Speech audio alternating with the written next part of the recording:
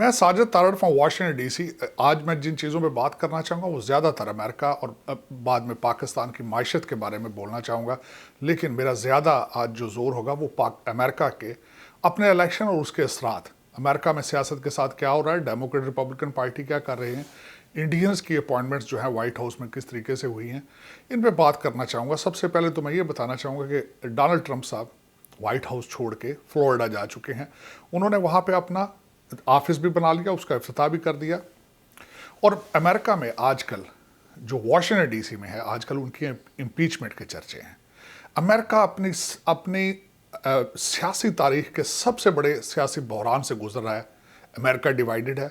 74 million American जो हैं वो ये समझते हैं कि उनसे इलेक्शन चोरी किया गया है, धांधली हुई है। अब यह जब धांधली का नाम लिया जाता है तो पाकिस्तानी हमारे कुछ दोस्त ये समझते हैं कि शायद यहाँ पे पर्चियाँ बिकी हैं, यहाँ कीमे वाले नान होंगे, यहाँ पे बिरयानी की प्लेटें चली होंगी। इस तरह नहीं हुआ। अमेरिका में धांधली किस तरीके से होती है वो इस तरह हुई है कि 2016 में जब डोनाल्ड ट्रंप साहब जीते थे तो उसी वक्त डेमोक्रेट पार्टी ने कहा था कि हम इनको इम्पीच करेंगे। इम्पीच करने के लिए वजह ढूंढी जाएगी, वजह बनाई जाएगी। ये एक धांधली है। एक सिटिंग प्रेसिडेंट को 4 साल उसको प्रेसिडेंट एक्सेप्ट ना किया जाए, उससे झूठे इल्जामात लगा के पहले 2 साल उनको रशियन कोलिजन में बदनाम किया गया, उसकी इन्वेस्टिगेशन होती रही, उनको अपना मैंडेट डिलीवर नहीं करने दिया गया। ये एक धांधली थी। दूसरी धांधली ये थी कि 2016 से कुछ कॉरपोरेशंस जो मीडिया आउटलेट्स को ओन करती हैं, जिस तरह CNN है, Washington Post is own by Amazon, इन्होंने डोनाल्ड ट्रंप साहब को तनकीद बराए तनकीद का निशाना बनाया। आज भी CNN सुबह से शाम तक किसी दूसरी चीज को कवर नहीं करता सिवाय एंटी डोनाल्ड ट्रंप। यह धांधली है। धांधली है कि अमेरिका में हर साल 60-70 हजार लोग फ्लू से मरते हैं। वो पिछले साल 220 में कहां गए? वो सारे कोरोना में डाले गए। यहां जितनी स्टेटें ब्लू स्टेट्स हैं, जो जहां पे डेमोक्रेट गवर्नर और मेयर बैठे हैं, क्योंकि इलेक्शन एक स्टेट मैटर होता है, उन्होंने खुल खुला के अपने सारे लिबरल एजेंडाज और एंटी ट्रंप उन्होंने कैंपेन चलाई। ये धांधली हुई है। कोविड को पोलिटिसाइज किया गया, ये धांधली हुई है। तो इस तरीके से 74 मिलियन लोग जो हैं वो समझते हैं कि इलेक्शन हमारे साथ धोखा हुआ है। और वो कौन है? कैपिटल हिल पे 6 जनवरी को जो कुछ हुआ, अभी तक CNN और दूसरे लोग और हमारे पाकिस्तानी लिबरल्स भी उसको खामखा तनकीद का निशाना बनाते हैं। जो अब मैं यहां पे ये बताना चाहूंगा कि वाशिंगटन डीसी क्या है। वाशिंगटन डीसी एक कैपिटल एरिया है, कैपिटल जोन है, और सारे वो एक स्टेट नहीं है, और एक हैवीली डेमोक्रेट एरिया है वो। उसके साथ 2 स्टेटें हैं, एक मैरीलैंड है और एक वर्जीनिया है, दोनों डेमोक्रेट स्टेट्स हैं। वो 35,000 लोग मुख्तलिफ स्टेटों से फ्लाई करके आए थे। वो कौन थे? वो वकला थे, वो इंजीनियर थे, वो एक्स सर्विसमैन, एक्स फौजी थे, सर्विंग पुलिस वाले थे, और सारे पैट्रियाटिक अमेरिकन थे। वो अपने एहतजाज पे आए, जहाज़ों में आए वो, बल्कि यहां तक अपने प्राइवेट जहाज़ों पे आए, एहतजाज करके वापस चले गए। अब उनके साथ उनके खिलाफ केसेस चल रहे हैं। अब यहां पे मैं थोड़ा सा आपको दूसरे सीन पे ले जाना चाहूंगा। यहां पे जब इनाग्रेशन हुई, जो बाइडेन साहब के इनाग्रेशन में उनकी थीम क्या थी और वहां सबसे बड़ा साइन क्या था? वो साइन था अमेरिका यूनाइटेड। उन्होंने स्पीच भी फरमाई और उन्होंने कहा कि मैं सब अमेरिकन का प्रेसिडेंट हूं अब। लेकिन जो लोग कैपिटल हिल पे आए थे उनके ऊपर केसेस चला रहे हैं, बल्कि यहां तक कि हवाई से एक कांग्रेस वुमन है तुलसी, उन्होंने कहा है कि यहां पे बिल्कुल Russian style, KGB style investigation होनी चाहिए, KGB स्टाइल मार धाड़ होनी चाहिए, जो रिपब्लिकन्स को इनकी ब्रेन वॉशिंग की जाए। और हो रहा है, उन पे केसेस चल रहे हैं। प्रेसिडेंट जो कि वापस जा चुके हैं, एक्स प्रेसिडेंट बन चुके हैं, उन पे इंपीचमेंट हो रही है। लेकिन साथ यूनिटी का दर्स भी दिया जा रहा है। इस तरह यूनिटी पॉसिबल है। अब मैं यहां पे थोड़ा सा ये भी बताना चाहूंगा कि देखें डबल स्टैंडर्ड इस वक्त हमारे मीडिया का और एस्टेब्लिशमेंट का क्या है। इसी कैपिटल हिल में आज से 6 महीने पहले जज कोवना, डोनाल्ड ट्रंप उनको कंफर्म करना चाहते थे, तो 500 से ज्यादा लोग इसी कैपिटल में घुस गए थे और उन्होंने जाके रिपब्लिकन सेनेटर्स और कांग्रेसमैन का घेराव किया था। वहाँ CNN, उस वक्त CNN कहाँ था, वॉशिंगटन पोस्ट कहाँ था उस वक्त, और दूसरे लिबरल्स उस वक्त क्यों नहीं सोच रहे थे कि ये वायलेशन हुई है। चलें उसको भी छोड़ देते हैं। आज से तकरीबन 6 माह लगभग इन्होंने व्हाइट हाउस पे अटैक किया था, ब्लैक लाइव मैटर और इंतीफा ने प्रेसिडेंट साहब को बंकर में जाना पड़ा था। इन्होंने कहा था ये कावर्ड है। वो उसको उन घेरे को तोड़ के जब चर्च के सामने आए तो उसका अलग मजाक उड़ाया गया। उस वक्त CNN कहां था, उस वक्त हमारे लिबरल्स कहां सोए पड़े थे। चलें उसको भी छोड़ देते हैं। प्रेसिडेंट साहब ने जिस दिन अपनी विक्ट्री स्पीच व्हाइट हाउस में की, सेनेटर रैंड पॉल, मैं खुद वहां मौजूद था, वहां से जब निकल रहे थे उनको और उनकी बीवी के ऊपर इंतीफा और ब्लैक लाइव मैटर ने अटैक किया। उस वक्त ये कहां थे, उस वक्त इनकी कोई कॉन्स्टिट्यूशनल वायलेशन नहीं हुई। आज ये कह रहे हैं कॉन्स्टिट्यूशनल वायलेशन हो चुकी है। ये डबल स्टैंडर्ड और ड्रामा सारी दुनिया भी देख रही है। 74 मिलियन लोग बिलखसूस देख रहे हैं। और ये 74 मिलियन लोग कौन हैं? डोनाल्ड ट्रंप साहब जीते किस तरह थे? यहां पे 75% पॉपुलेशन अमेरिका की व्हाइट अमेरिकन है। 8 साल बराक हुसैन ओबामा साहब उनको जानबूझ के स्नब करते रहे। उनकी हर अपॉइंटमेंट जो थी वो रेशियल बेसिस पे थी, मेरिट पे नहीं थी, क्वालिफिकेशन पे नहीं थी।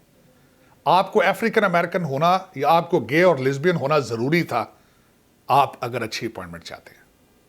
आज क्या हो रहा है, उनकी सारी टीम वापस आ चुकी है, क्योंकि जो बाइडन, आपको शायद पता होगा कि वो बेचारे तो स्पीच देने के काबिल नहीं है। अब तक जितनी उन्होंने प्रेस कॉन्फ्रेंस व्हाइट हाउस की हैं, वो हार्डली किसी सवाल का जवाब दे सके हैं या हार्डली कुछ 4 अल्फाज बोल सके हैं। इस वक्त गवर्नमेंट चला रहा है बराक हुसैन ओबामा और उनकी टीम। सारे उनके जितने एडवाइजर थे, जो लोग उनकी एडमिनिस्ट्रेशन में काम कर रहे थे, सारे वापस आ चुके हैं, इंक्लूडिंग हमारे वाहिद जैदी साहब पाकिस्तानी, जिनकी अपॉइंटमेंट माहौलियात में हुई है। अब आगे क्या होगा, ये क्या हो रहा है, उन्हीं 75% लोगों को फिर दोबारा स्नब किया जा रहा है। 4 साल तो वो लाजमी होंगे स्नब, और उसके बाद देखें क्या होता है। ये डोनाल्ड ट्रंप साहब को भी सपोर्ट करेगा, जो इंपीचमेंट हो रही है वो भी इनको सपोर्ट करेगी। और यहां पे एक और बात है, मेरे ख्याल में ये बहुत अच्छा हुआ अमेरिका के लिए कि सेनेट में भी रिपब्लिकन इलेक्शन हार गए। अब क्या होगा, जितनी जल्दी सोशलिस्ट एजेंडा इन्फोर्स किया जाएगा, उतनी जल्दी ये सारा सिलसिला रैप अप होगा। ये जो कुछ आज अमेरिका में हो रहा है, ये रिपब्लिकन पार्टी के हक में है। जो मूवमेंट डोनाल्ड ट्रंप साहब ने शुरू की थी उसको सपोर्ट करेंगे। जितने सख्ती के साथ ये निपटेंगे, उतना ज्यादा तकवीयत मिलेगी 74 मिलियन लोगों की मूवमेंट को। ये अमेरिका के हालात हैं इस वक्त अंदर से। अब मैं थोड़ा सा आपको ये बताना चाहूंगा कि पाकिस्तान के साथ रिलेशनशिप कहां जाएंगे। आपको सबसे पहले तो ये सोचना पड़ेगा, बराक हुसैन ओबामा टाइम के उस पीरियड में पाकिस्तान के साथ आपके रिलेशनशिप कैसे थे। उस पीरियड में जबकि जो बाइडेन उनके साथ वाइस प्रेसिडेंट थे, पाकिस्तान में सबसे ज्यादा ड्रोन अटैक किए गए। चलें उसको भी साइड पे रखते हैं। इस वक्त 2 या 3 मेजर अपॉइंटमेंट्स में उनके बारे में बात करना चाहूंगा। इस वक्त वही इन्होंने मेरिट या दूसरी चीजों से हट के एक अफ्रीकन अमेरिकन आर्मी जनरल को इस वक्त डिफेंस का सबसे बड़ा ओहदा दिया, लॉयड ऑस्टिन को। पाकिस्तान सलाला चेक पोस्ट पे जब अटैक हुआ तो उस वक्त उस एरिया की कमांड लॉयड ऑस्टिन के पास थी। 26 पाकिस्तानी, जिनमें एक कैप्टन और एक मेजर शामिल था, वो शहीद हुए उस अटैक में। मुझे आज याद है कि इमरान खान साहब ने जाके उस वक्त नेटो की सप्लाई के लिए धरना दिया और उसको रोका। पाकिस्तानी गवर्नमेंट लॉयड ऑस्टिन से माफी की रिक्वेस्ट करती रही, लेकिन उन्होंने माफी आज तक नहीं मांगी। हिलरी क्लिंटन ने एक रस्मी ससारी कहा था, लेकिन आज तक वो जख्म जिंदा हैं। और उनको लगाने वाले कौन थे? लॉयड ऑस्टिन साहब। ये तो एक अपॉइंटमेंट। दूसरी अपॉइंटमेंट के बारे में बताता हूं, एवरल हाइंस। एवरल हाइंस कौन है? जो आज बाइडन हैरिस एडमिनिस्ट्रेशन में नेशनल इंटेलिजेंस डायरेक्टर होंगी। ये कौन थी? ये पाकिस्तान में रेमंड डेविस केस की मौजूदगी थी। अब उनको दोबारा एक बहुत बड़ा ओहदा दे दिया गया है। सबसे बड़ा आखिरी मैं आपको एक क्वेश्चन मार्क बताऊंगा जो अभी तक किसी एंकर ने नहीं उठाया। हुसैन हक्कानी साहब, क्योंकि वो जो पाकिस्तान में एम्बेसडर थे, सुना जा रहा है कि उनके इस एडमिनिस्ट्रेशन के साथ रिलेशनशिप बहुत अच्छे हैं। क्या हुसैन हक्कानी जो हैं वो पाकिस्तान के हक में हैं? वो पाकिस्तान के वफादार हैं? वो पाकिस्तान के लिए अच्छा काम कर रहे हैं या अच्छी सोचें रखते हैं? ये फैसला आपको खुद करना पड़ेगा। अब दूसरा मैं बताना चाहूंगा कि पाकिस्तान में इस वक्त ना सिर्फ कि पाकिस्तान चाइना कैंप में जंप लगा के जा चुका है, लेकिन इस वक्त मैं ये बताऊंगा कि पाकिस्तान को सबसे बड़ी थ्रेट इस वक्त अमेरिका से क्या है। वो व्हाइट हाउस में इंडियन डायस्पोरा, इंडियन अमेरिकन का इन्फ्लुएंस वो कहां तक है। तकरीबन 12 की जो ओहदे हैं, जो पोजीशंस हैं कैबिनेट और कैबिनेट के साथ पॉलिसी मेकिंग में, इस वक्त इंडियन सबसे आगे है। उसमें सबसे पहले नंबर पे नीरा टंडन है जो बजट डायरेक्टर है। $4 ट्रिलियन की इंचार्ज होंगी नीरा टंडन, और उनकी अपॉइंटमेंट की वजह उनकी हिलरी क्लिंटन के साथ कुर्बत। उसके बाद दूसरे नंबर पे सबसे बड़ी अपॉइंटमेंट डॉक्टर विवेक मूर्ति जो कि सर्जन जनरल होंगे पूरे अमेरिका के। उसके बाद मैं आपको बताना चाहूंगा कि प्रेसिडेंट के स्पीच राइटर भी इंडियन होंगे, मीडिया डायरेक्टर भी इंडियन होंगे, और प्रेस सेक्रेटरी भी व्हाइट हाउस के इंडियन होंगे। आप कहां हैं? हम उसी तरीके से सो रहे हैं जो 73 साल से हम सो रहे हैं। पहले ओबामा, आज से डोनाल्ड ट्रंप पीरियड में भी हम पाकिस्तानी किसी जगह पे नहीं थे, हमारी कोई पोजीशन नहीं थी उस वक्त भी। उस वक्त बिल्कुल एक तो पाकिस्तानी और हमारे मुसलमान उनकी प्रेसिडेंसी को रिजेक्ट करते रहे। मैं खुद एक वाहिद एक इंसान था, लेकिन मेरे साथ सपोर्ट हासिल नहीं थी मुझे, ना पाकिस्तानी कम्युनिटी की ना मुसलमानों की, और उसकी वजह से मैं खुद कुछ डिलीवर नहीं कर सका, मैं इसको एडमिट करता हूं। लेकिन मैं रिसेंट इलेक्शन में देखा कि किस तरीके से Republican party has been taken over by Indian American as well. अब उस वक्त भी सबसे ज्यादा जो व्हाइट हाउस में असर रसूख था ज्यूइश लॉबी का था, क्योंकि जैरेड कुशनर जो कि डोनाल्ड ट्रंप साहब के दामाद थे, उनके पास एक की रोल था, बल्कि व्हाइट हाउस को इनडायरेक्टली वही डिफेक्टो तौर पे चलाते थे। आज कहां है ज्यूइश लॉबी, कहां है? कैमला हैरिस जो कि खुद इंडियन है, उनके हस्बैंड ज्यूइश है, वो फिर स्ट्रांग होंगे। आपको सिर्फ इंडियन ही नहीं रोकेंगे, आपको ज्यूइश भी रोकेंगे। मैं यहां एक अफसोस से बात कहूंगा, मेरे कई पाकिस्तानी दोस्त लिबरल्स खासकर, वो इंडियंस की अपॉइंटमेंट पे भी खुश होते हैं। वो कहते हैं कि हाँ ये ठीक है, इंडियन भी हमारे भाई हैं।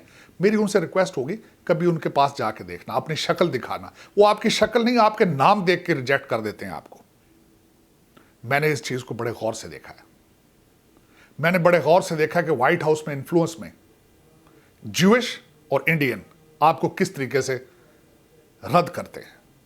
लेकिन हमारे यहां पे लिबरल, अगर कोई हिस्पैनिक अपॉइंटमेंट हो तब भी तालियां बजाते हैं, इंडियन हो तो तब भी तालियां बजाते हैं। खुद अपने पल्ले कुछ भी नहीं है, खुद सिर्फ हम तस्वीर से आगे नहीं जा सके अभी तक।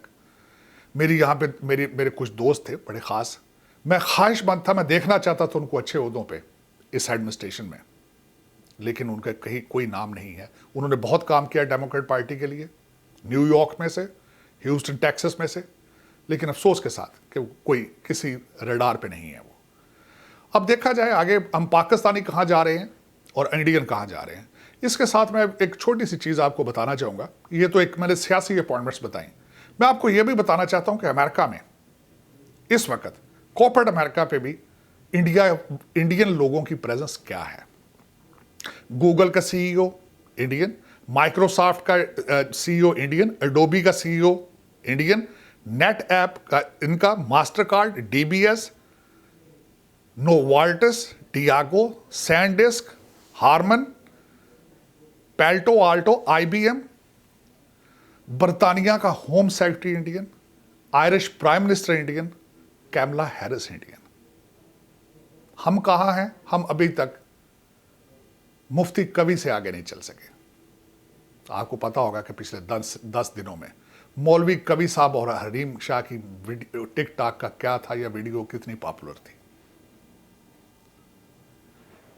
मैं हमेशा, आप सोचते होंगे मैं पाकिस्तान और इस चीज़ों पे तनकीद क्यों करता हूं। दरअसल ये मेरा पैशन पाकिस्तान के लिए।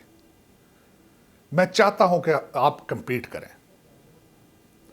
आप अमेरिका के आप कहते हैं आप अमेरिका से बच गए हैं, अमेरिका वाकई बचे होंगे। मैं मुझसे अक्सर लोगों ने पूछा कि अमेरिका ने पाकिस्तान को क्या दिया, क्या दिया।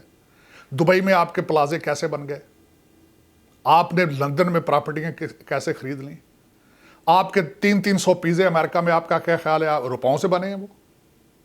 वो अमेरिका ने बनवाए हैं, आपने बनाए नहीं। आपने पाकिस्तान के लिए कुछ नहीं किया, आज भी कुछ नहीं कर रहे हैं आप चाइना के साथ चले गए करप्शन की वजह से। आपके अभी भी आधी से ज्यादा कैबिनेट जो है वो अमेरिकन है। आपके वाडा साहब देखें, आपके गिल साहब देखें, अब फिंगर टिप्स पे देखें, ये वही मदीना की रियासत जो है उसकी आधी कैबिनेट या ब्रिटिश है या अमेरिकन है। आपकी कैबिनेट में एक भी बंदा ऐसा नहीं है जो चाइना से पढ़ के आया हो या कोई भी ऐसा करप्ट सियासतदान नहीं हो चाइना में प्रॉपर्टी रखता हो, बल्कि आप सारा दिन जो चैनल देखते हैं उनके सबके मालकान के बच्चे यही हैं, उनकी सारी दौलत यही है। पाकिस्तान में नहीं है तो आपका नेशनलिज्म नहीं है, आपका फ्यूचर नहीं है। आपने कश्मीर को अबैंडन कर दिया, आप सो चुके हैं। आपको सऊदी अरेबिया, दुबई सारा रिजेक्ट कर चुका है, लेकिन आपके बिल्कुल सर पे कोई जू नहीं रही। अब मैं दूसरी दो चीजें बताना चाहूंगा और उसके बाद मैं रैप अप करना चाहूंगा। मुझे एक जो सबसे बड़ा अफसोस इस बात का है कि ट्रांसपेरेंसी इंटरनेशनल ने अपना सर्वे किया करप्शन के लिहाज से, आप उसमें भी नीचे जा चुके हैं। आपका नंबर 124 है वहां पे। आपका कंपैरिजन रवांडा 49 नंबर पर, नाइजर, सायरा लियोन, नेपाल आपसे ऊपर है, इंडिया 86वें नंबर पर है। इंडिया में जितनी करप्शन है, लेकिन आप मुसलसल पस्ती से नीचे गिर रहे हैं। आपको रिवर्स गियर आज का नहीं है, 73 साल का, 73 साल का, और आप मुसलसल नीचे जा रहे हैं। कोई future, there is no future inside. अब मैं पाकिस्तान में मिसाल किसकी दूंगा? PIA की दूंगा। 14,500 मुलाजम है PIA के। एक प्लेन पे 1700 मुलाजम आपके बैठे हैं। मलेशिया में आपके जहाज को रोक लिया गया, किसी ने रिजाइन दिया। पाकिस्तान की एयरलाइन दुनिया में वाहिद एयरलाइन है जहां एक सर्विंग आर्मी मैन उसको चला रहा है। आप उसको खुद देख लें। खसारा आपके PIA का $4 बिलियन इन लॉस। उसकी जरूरत क्या है रखने की?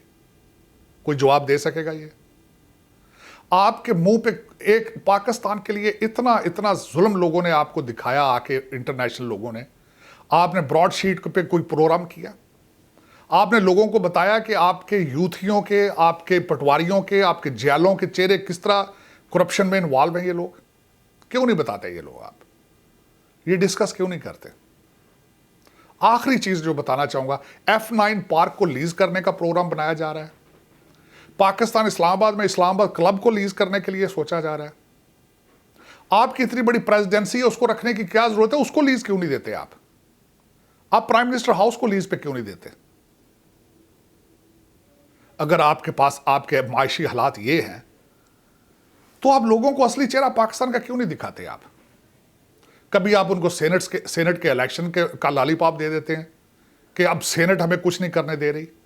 आपने NRO की बात करते हैं, आपने NRO दे रखा है। जरदारी साहब खुले फिर रहे हैं, बल्कि सिंध में अपनी गवर्नमेंट है उनकी। ये NRO नहीं तो क्या है? आपने नवाज शरीफ साहब को लंदन भेज दिया, NRO तो नहीं तो क्या है? ये NRO के जरिए लोग बाहर गए हैं। आपने आज तक एक पैसा भी रिकवर किया करप्शन का? ये NRO है। अब प्लीज कौम को आप कुछ बताएं। एस्टेब्लिशमेंट के लोग भी पाकिस्तानी हैं। मेरे ख्याल में, मुझे समझ नहीं आती कि ये क्यों नहीं छोड़ते पाकिस्तान को, ये क्यों नहीं पाकिस्तान को तरक्की करना देना चाहते, ये कश्मीर को क्यों भूल चुके हैं? ये मैं इसके साथ ही आपसे इजाजत चाहूंगा। मैं अगले हफ्ते दोबारा हाजिर होऊंगा इंशाल्लाह। पाकिस्तान जिंदाबाद।